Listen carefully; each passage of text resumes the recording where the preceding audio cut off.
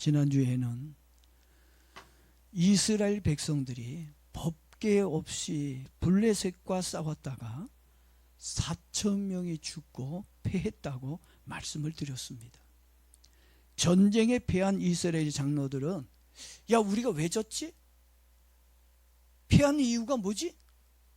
아, 법궤가 없어서 졌나 보다. 법궤만 있으면 우리가 블레셋 저거 우리들하고 싸움의 대상이 안 되는데 패한 이유가 법궤가 없어서 졌다고 생각을 했어요. 그래서 법궤를 가지고 와서 블레셋과 다시 싸웠습니다. 그 결과 어떻게 되었습니까? 이스라엘은 3만 명의 사람들이 죽고 비참하게 패배하고 말았습니다. 첫 번째 전투에서 법궤가 없어졌으니까, 그래 없으니까 하나님이 함께하지 않으니까 질 수도 있어, 충분히 그들은 패할 수 있다고 생각할 수도 있었을 것입니다. 그런데 두 번째 전투에서는 이건 패해서는 안 되거든요. 왜 패해서는 안 됩니까? 법궤가 있잖아요. 하나님이 함께 한다는 법궤가 있었으니까, 법궤를 앞세워서 싸웠으니까 반드시 이 싸움은 이겨야 되는 거예요. 그랬는데도 왜 이스라엘은 대패하게 되었는가? 패배한 원인이 무엇인지 좀 우리는 알아야 되지 않겠습니까? 제가 여러분에게 법궤를 가지고도 패할 수밖에 없었던 이유를, 하나님을 믿으면서도 왜 예수 믿는 사람들이 왜 고난을 받고 어려움 속에 있는지를 좀 속 시원하게 제가 여러분들에게 좀 말씀을 드리려고 합니다. 이스라엘 백성들은 첫 번째 전쟁에 패해 기가 많이 죽어 있었습니다. 풀이 죽어 있는 이스라엘 백성들을 위해 제사장 홈리와 비느하스가 실로에 있는 법궤를 가지고 오자, 법궤가 왔다는 소리를 듣자 백성들의 사기가 오르고 막 힘이 생겼습니다. 본문 5절을 보니까 이스라엘 백성들이 얼마나 신이 났던지 크게 소리를 지르며 뜨겁게 법궤를 환영하는 장면이 나옵니다. 이스라엘 백성들은 블레셋과 싸우면 이제는 이길 수 있다는 자신감이 생겼어요. 법궤가 있다, 하나님이 함께하는 법궤가 있으니까 이제는 우리가 싸우면 이길 거야, 이런 용기가 생겼어요. 그래서 용감하게 블레셋 군사들과 다시 싸웠습니다. 여러분, 이스라엘 백성들에게 법궤는 어떤 존재길래 법궤를 보자 싸울 용기와 믿음이 생기게 되어진 것일까요? 이스라엘에게 법궤는 하나님의 임재를 상징하는 언약의 보좌였습니다. 법궤가 뭐예요? 하나님의 임재, 하나님이 함께하는 궤입니다. 그러니까 그들이 하나님이 함께하니까, 하나님이 함께, 성경에 보니까 하나님은 전쟁에 능한 신이라고 그랬고 하나님은 싸워서 지는 법이 없다고 그랬어요. 그러니까 그 하나님이 함께하니까 우린 이길 거야 라는 그런 용기로 싸운 겁니다. 그런 마음이 생겨서, 좀 더 쉽게 말하면 하나님이 함께 하신다는 증거를 믿었기에, 왜냐하면 법궤는 하나님 함께 한다는 증거이니까 그들이 법궤를 목숨처럼 생각했다는 것입니다. 성도의 힘이 어디에서부터 오는 것일까? 생각해 본 적 있어요? 여러분의 이 땅에서 사는 힘이 어디에서부터 오는 것일까? 그것은 하나님이 나와 함께 하신다는 믿음이 있을 때 힘이 생기는 겁니다. 어떤 사람은 난 돈이 있어야 힘이 생겨, 어떤 사람은 나는 뭐가 있어야 막 살맛이 나, 뭐 사는 이유가 다양할 거예요. 근데 예수 믿는 사람들은 뭐가 있어야 힘이 생겨요? 믿음이 생겨요. 하나님이 나와 함께 한다는 이 믿음이 와야 용기가 생기고 뭔가 해볼 수 있는 믿음이 생기는 거예요. 고난이 와도 하나님이 함께 하신다는 믿음이 있다면 그 고난도 견뎌낼 수 있는 힘이 생기게 되어지는 겁니다. 그래서 성도에게 뭐가 있어야 돼요? 예? 하나님이 함께 한다는 믿음, 하나님은 나와 함께 하실 거라고 하는 이 믿음이 여러분에게 일어나기를 바랍니다. 이런 하나님 함께 하신다는 이 믿음이 없으면 물을 떠난 물고기처럼 영적으로 살아갈 힘을 잃어버리게 될 것입니다. 그래서 이스라엘 백성들에게 복궤는 단순한 상자가 아니었습니다. 복궤는 하나님께서 함께 하신다는 것을 보여주는 상징이었습니다. 또한 하나님과 맺은 언약의 증표였고 하나님을 믿고 의지할 수 있도록 하는 믿음의 근거가 되었습니다. 특히 복궤는 하나님의 인도하심과 보호하심을 상징하는 거룩한 선물이었습니다. 그래서 복궤를 가지고 있으면 하나님께서 함께 해주시고 도와주신다는 믿음이 있었기에 자신감을 가지고 다시 싸울 수 있었던 거였습니다. 그런데 자신들의 생각과는 다르게 싸움에서 패하게 되었고 복궤는 잃어버리게 되었습니다. 이스라엘 백성들은 전쟁에서 패하고 복궤를 잃어버리자 그들은 하나님이 자신들을 떠났다는 생각에 큰 충격에 빠졌어요. 이스라엘 백성들이 복궤를 어떻게 알고 있었느냐? 여러분들도 하나님을 좀 어떤 분들을 보면 하나님을 잘못 알고 있는 분들이 많아요. 이게 교인들하고 대화해보고 또 어떤 목사님들하고도 참 대화하다 보면 성경에서 얘기하고 있는 하나님과 정 다르게 알고 있는 유교적으로 불교적으로 뭐 희한하게 하나님을 알고 있는 사람들을 많이 봅니다. 이스라엘 백성들은 복궤가 무엇인지 잘 이해를 못하고 있었던 것 같아요. 오늘 우리 교인들 중에도 신앙과 교회를 잘못 이해하고 있는 분들이 있습니다. 그래서 복궤가 무엇인지 좀 이해할 필요가 있습니다. 쉽게 정리 좀 해보겠습니다. 복궤는 하나님이 함께 해주신다는 임재의 상징일 뿐이지 복궤가 하나님이요? 복궤가 하나님입니까? 복궤는 하나님이 아닙니다. 그런데도 이스라엘 백성들은 뭐예요? 복궤를 하나님같이 생각했단 말이에요. 하나님의 임재를 상징하는 성물일 뿐입니다. 그걸 알아야 돼요. 교회도 하나님이 함께 해주시는 상징이지 교회 건물이 하나님이 아니에요. 근데 어떤 분은 교회가 이 건물이 하나님인 줄 알아, 예수님인 줄 알아.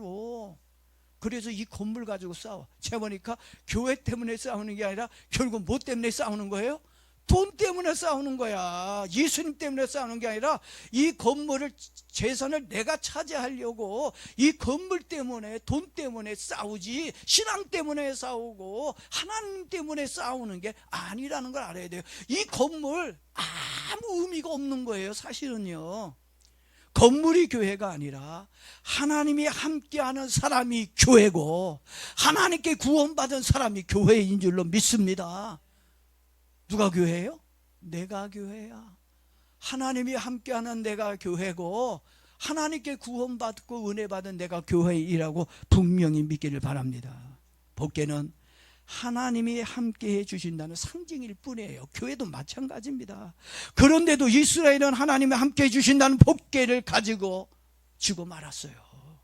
하나님이 함께해 주셨는데도 패한 이유가 무엇이었을까요? 우리는 이스라엘이 왜 패했는지를 분명히 알아야 합니다. 그래야 우리들도 같은 실수를 되풀이하지 않게 될 것입니다. 하나님이 있다고 하는 이스라엘이 왜 졌는가? 하나님이 블레셋의 다곤신보다 블레셋은 다곤신을 믿었어요. 근데 다곤신보다 힘이 없어 이스라엘의 하나님이 진 것일까요? 절대 아니라고 저는 생각합니다. 왜 지게 되었는지 원인을 정확하게 알고 있어야 합니다. 간단하게 말하면 하나님이 역사하지 않았어요. 하나님이 그곳에 계셨어도 하나님이 움직이지 않았다는 얘기입니다. 하나님이 한마디로 도와주지 않았다는 것이에요. 여러분, 하나님께서 함께 해주셔도요, 역사하지 않으면 아무런 일이 일어나지 않아요. 그러니까 오늘 내 삶에 누가 일을 하셔야 돼요? 하나님이 일을 하게끔 만들어 주셔야 된다는 겁니다. 그러니까 역사하고 안 하고는 누구 마음이에요? 내 마음입니까? 누구 마음이에요? 하나님 마음이에요. 우리에게도 자유가 있는 것처럼 하나님에게도 자기 마음대로 할 수 있는 자유가 있습니다. 하나님께서 도와주시지 않는다면 우리들도 이스라엘 백성들처럼 똑같이 실패하고 고난을 받을 수도 있다는 걸 알아야 되는 거예요. 여러분들도 실패하고 쉽지 않다면 두 눈을 크게 뜨고 두 귀를 활짝 열고 하나님의 말씀을 잘 듣기를 바랍니다. 이스라엘이 법궤를 가지고도 패한 이유를 말씀드릴게요. 법궤는 하나님을 의지하고 믿는 은혜의 방편입니다. 법궤는 하나님의 은혜를 받을 수 있는 뭐라고요? 방편이야. 그런데 이스라엘 백성들은 법궤를 승리를 보장해주는 보험으로 사용했어요. 어떤 사람은 하나님을 뭘로 알아요? 보험으로 아는 사람이 있다니까. 우리가 이 험한 세상을 살다 보니까 위험한 일들이 많으니까 뭘 들어요? 보험을 들잖아요. 어저께도 우리 집사람하고 우리 이번에 보험 뭘 들어야 되나, 실비보험 없애고 무슨 보험을 들어야 되나, 보험에 대해서 나이가 있다 보니까. 근데 사람들이 하나님을 보험처럼 생각하는 분이 있습니다. 그리고 하나님을 안전자산으로 알고 이용하려고 하는 사람이 있습니다. 어느 믿음이 좋은 집사님이 계셨는데 그분은 어려운 일을 만날 때마다 항상 하나님께 기도를 드렸습니다. 그랬는데도, 늘 기도했는데도 사업은 더 어려워졌고 가정에 더 안 좋은 일들이 생겼습니다. 그래도 그는 약해지지 않았습니다. 그리고 더 열심히 더 많이 하나님께 기도하고 헌금하고 그리고 정성껏 예배를 드렸습니다. 그랬는데도 좀 좋아져야 되는데 그런데도 환경은 좋아지지 않고 안 좋아지기 시작했어요. 더 힘들어졌습니다. 그 모습을 걱정스럽게 보고 있던 목사님이 너무 걱정스럽고 안타까워서 집사님에게 물었습니다. 집사님, 지금은 좀 어때요? 지금도 안 좋아요? 지금도 기도는 많이 하고 있죠? 목사님 물었더니 집사님이 예, 목사님 기도 열심히 하고 있어요. 그리고 믿음으로 살려고 많이 또 노력하고 있습니다. 그러자 목사님이 다시 물었습니다. 그런데 집사님, 하나님께 무엇을 구하고 있습니까? 지금 하나님께 무엇을 구하고 있나요? 라고 물었습니다. 그래서 그 집사님이 하나님께 문제를 지금의 이 문제를 해결해 달라고 기도하고 있습니다. 그때 목사님이 조심스럽게 말씀을 하셨습니다. 왜냐하면 뭐 얘기해 주면 삐지기도 하고 시험도 들 수도 있잖아요. 누군가 뭔가를 하나 말해주는 것도 되게 심각해. 기도 많이 하고 해야 돼. 안 그러면 시험 들 수도 있어가지고 아주 조심스럽게 목사님이 말씀하셨어요. 집사님은 문제를 해결해 주시는 하나님을 믿습니까?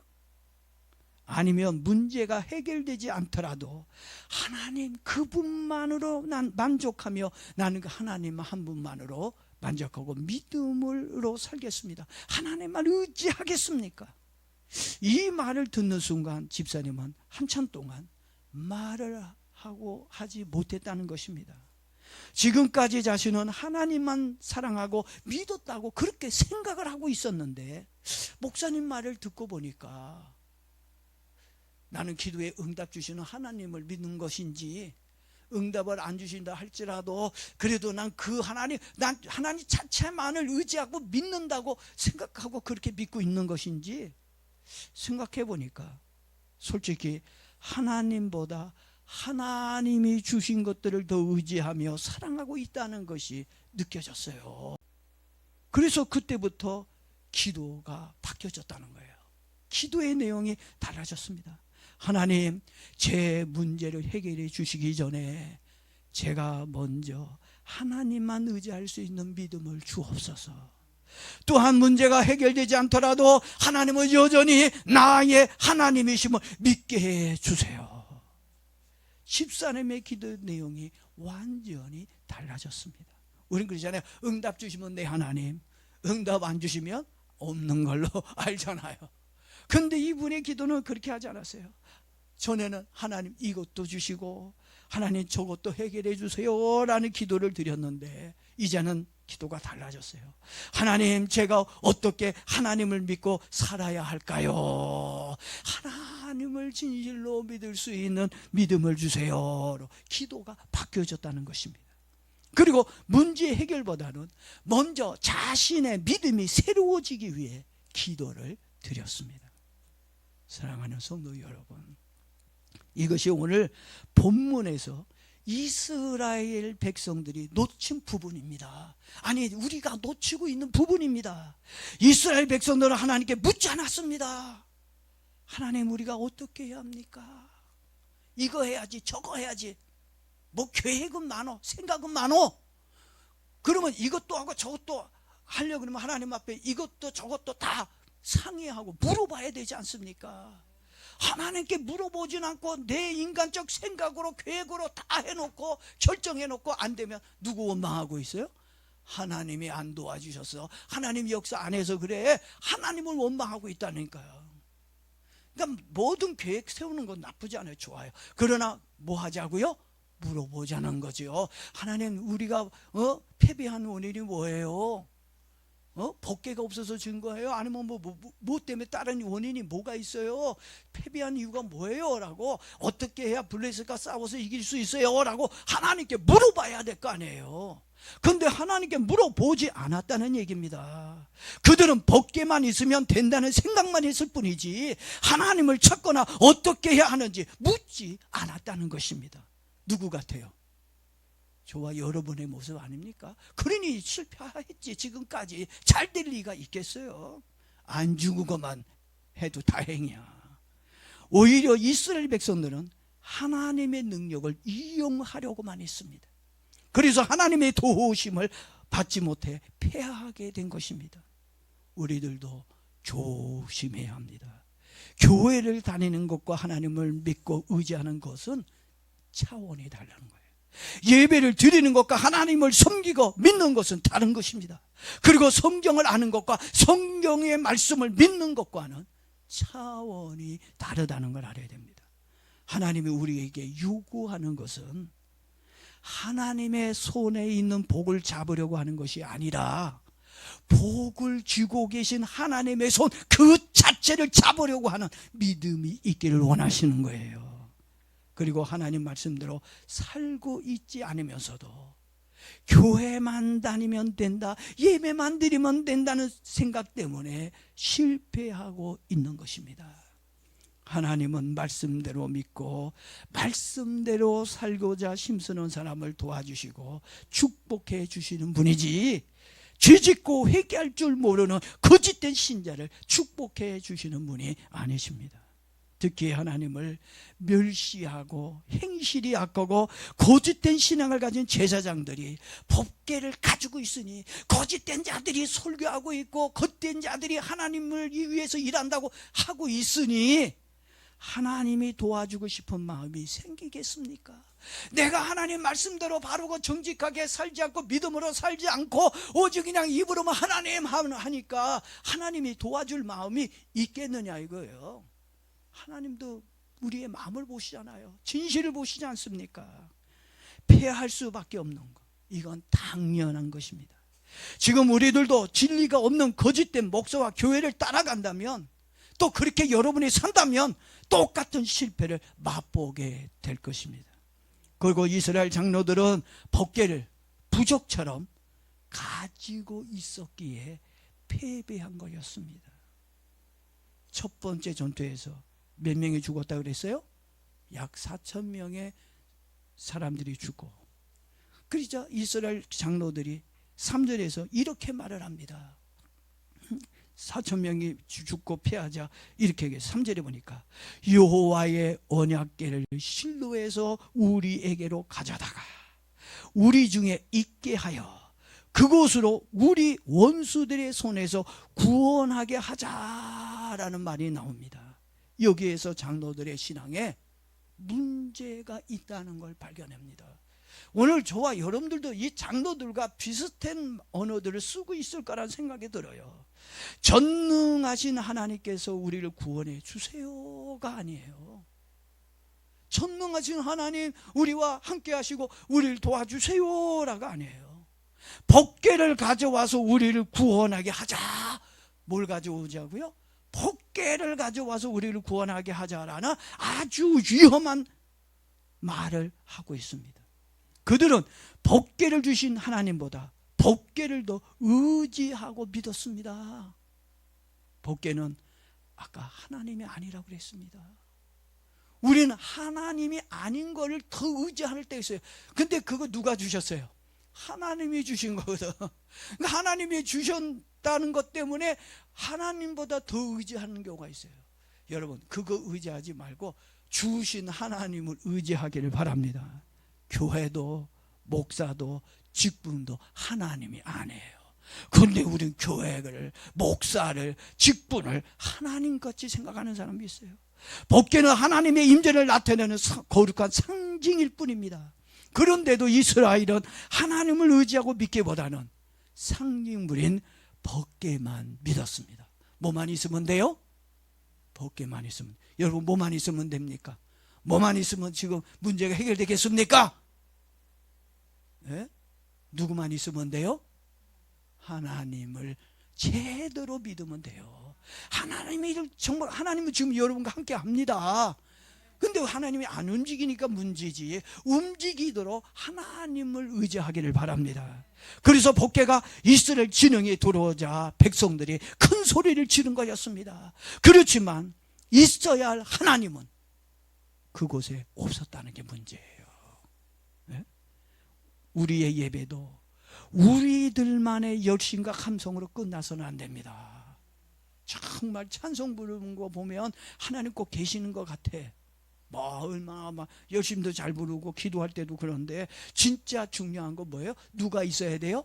찬송 중에 하나님 계셔야 돼요. 기도 중에 하나님, 예배 중에 누가 계셔요? 하나님이 계셔야 된다는 거죠. 생명의 하나님이 함께 하시는 예배와 교회가 되어질 줄로 믿습니다. 사람만 많이 모이는 교회가 되어서는 큰 의미가 없습니다. 많은 분들이 큰 교회 원하죠. 저도 큰 교회 원합니다. 이렇게 큰 교회가 된다 할지라도 그것에 하나님이 함께 하시는 거룩한 교회가 되어야 됩니다. 교회가 하나님의 집이 아니라 강도의 구렬이 된다면 우리는 하나님의 구원과 은혜를 경험하는 것이 아니라 주님의 책망과 심판을 경험하게 될 것입니다. 이스라엘 군사들처럼 패할 수밖에 없어요. 법궤를 가지고 있어도 하나님을 믿는다 할지라도 패할 수밖에 없다는 것입니다. 그리고 이스라엘의 패배의 가장 큰 원인은 뭐냐?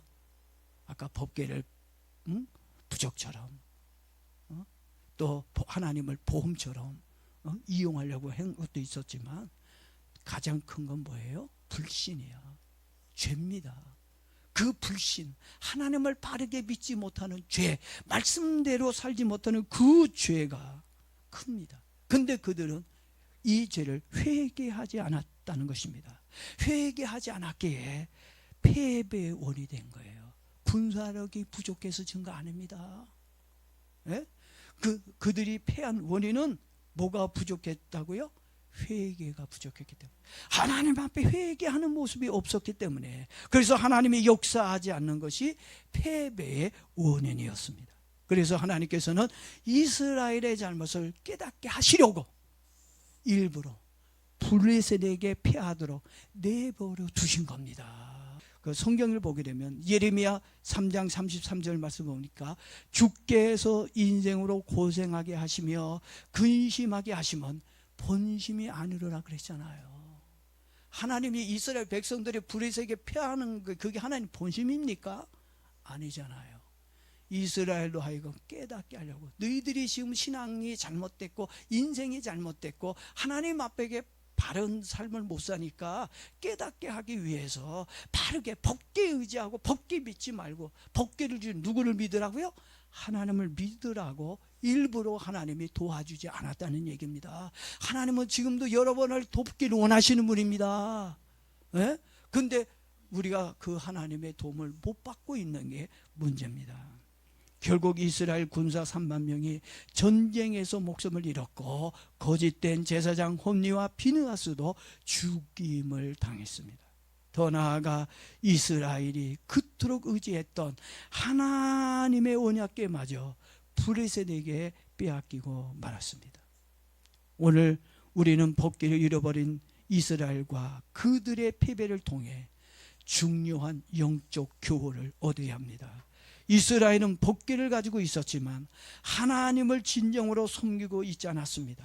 다시 말해 하나님이 계신다고 해서 무조건 승리하는 게 아니라는 것입니다. 하나님을 믿고 의지하며 순종할 때 승리하게 되는 것입니다. 그걸 가르쳐주고 싶었던 거예요. 법궤가 중요한 것이 아니라 법궤의 주인이신 하나님을 믿고 순종하는 것이 더 중요합니다. 이 사건은 오늘날 우리에게도 중요한 영적 교훈을 줍니다. 성경을 가지고 있고 교회에서 예배를 드린다고 해서 하나님께서 무조건 나의 편이 되어주는 것이 아닙니다. 중요한 것은 하나님을 진심으로 믿고 그 말씀에 순종하는 것입니다. 결국 이스라엘이 패배한 이유가 무엇입니까? 이스라엘은 하나님을 상징하는 법궤라는 형식만 가지고 있었지 정작 하나님을 믿고 의지하는 믿음이 없었습니다. 그래서 하나님의 도우심을 받지 못해 결국 전쟁에서 패하고 말았습니다. 오늘 말씀을 한마디로 정리하면 이렇습니다. 이스라엘이 하나님을 믿고 순종하기보다는 법궤를 의지했기에 패했다라고 말씀해 주고 있는 겁니다. 오늘 우리에게 주신 말씀을 거울 삼아 하나님이 주신 것을 의지하며 사는 것이 아니라 하나님의 말씀을 믿고 순종하며 살아가는 저와 여러분 되게 주의 이름으로 축복합니다.